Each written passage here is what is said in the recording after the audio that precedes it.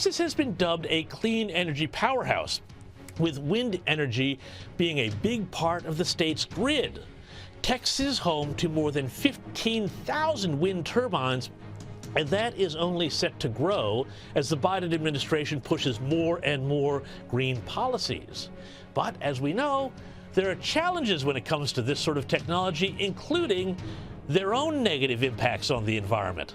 That's one of the big questions explored by Ron Kendall Jr. from Yucca Films, who's created a documentary about the lifespan of wind turbines and where they go once they've been all used up. Here's a little bit. These are all expired blades that have reached their usable life and have come here to die. A lot of claims of recycling these blades, but we're not seeing any of it. These have been here for years, and you can see these are some of the end sections of the blades. They've been cut in half. Some of them have been cut in half to increase stacking efficiency.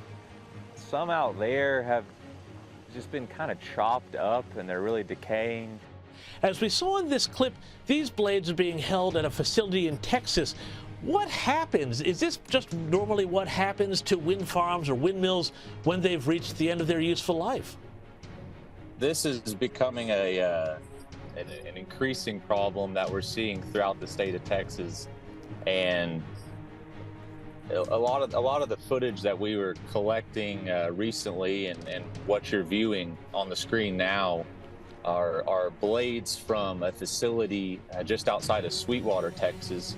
And this farm has been in operation for about 10 years.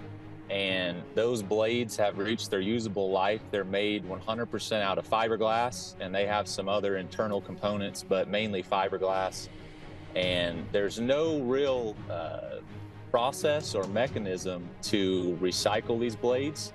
And so once they reach their usable life, we're seeing more of these, I like to call them turbine graveyards, popping up throughout the state, some to the scale of, over 20 to 40 acres of just, maybe 10 tall stacked up. So doesn't seem like there was much thought into the end of life of a lot of these renewable energy sources.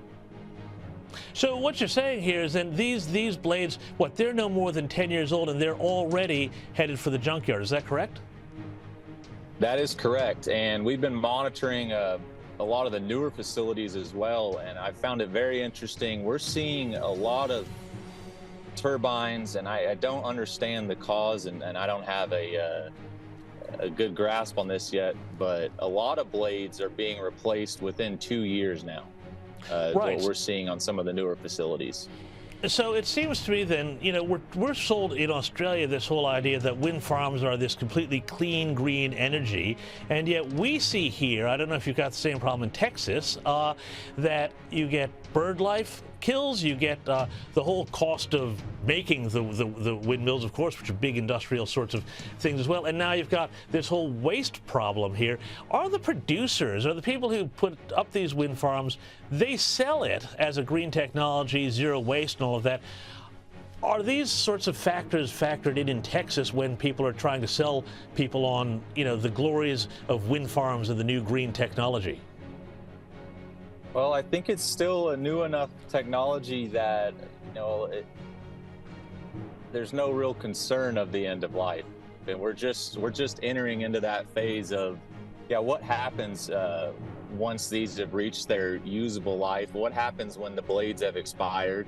And then what happens when the entire structure has reached its full usable life as well? And, set aside the carbon cost of developing these farms and building them, putting the structures up, the wildlife cost.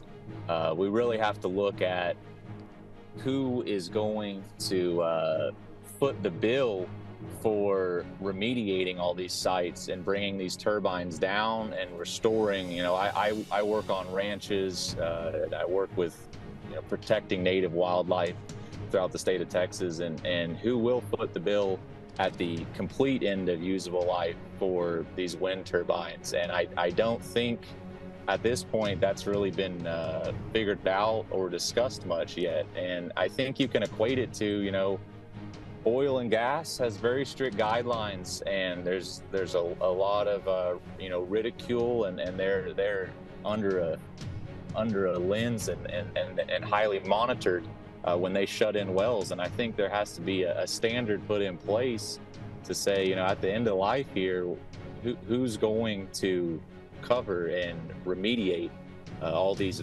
massive farms that we're seeing growing throughout the state and around the world.